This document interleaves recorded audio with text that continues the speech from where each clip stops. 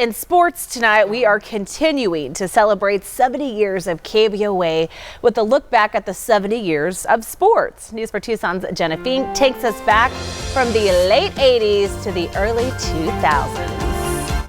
If you watched KVOA in the late 1980s, you knew the damnedest sports team around. If it's sports in Tucson, turn to the damnedest sports team in town. Dan Ryan and Dan Hicks on TV4's Eyewitness News. Before Dan Hicks became the voice of golf on NBC Sports, he had his finger on the pulse of the Tucson community. Sean Elliott is taking his release from the Olympic basketball team in stride. Hicks left KVOA in 1989. Pete Delgado came back that year for 2 more stints, from 1989 to 1992, then again in 2001, when he worked with Eric Rhodes and Dan Ryan. Dan was one of the funniest guys I ever met. He was a very, very smart man. Everywhere we went, people knew who Dan Ryan was.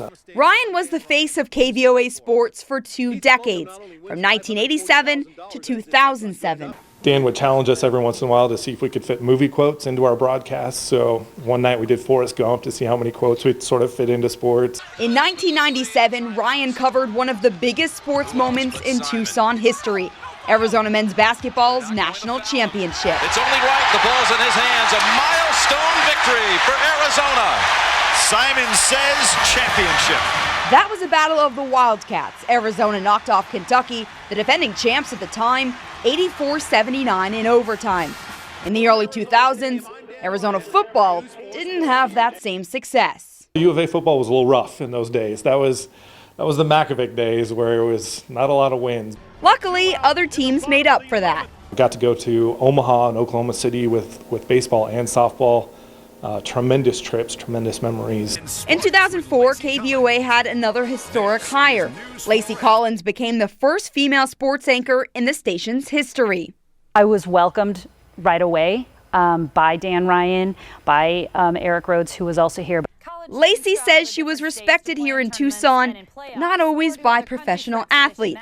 She says it helped to have a support system of women at KVOA, like Lupita Murillo, Christy Tedesco, and Patty Weiss. They all looked out for me, and I think that's a big part of why, I think even being back here, and it's been years, but KVOA is still a family.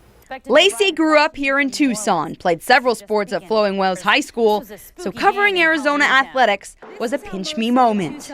Getting to cover U of A men's basketball at the time of Lute Olson was the best thing ever. We'll continue to reflect on 70 years of KVOA sports with part 3 of our series. Reporting in the newsroom, Jenna Fink, News 4 Tucson.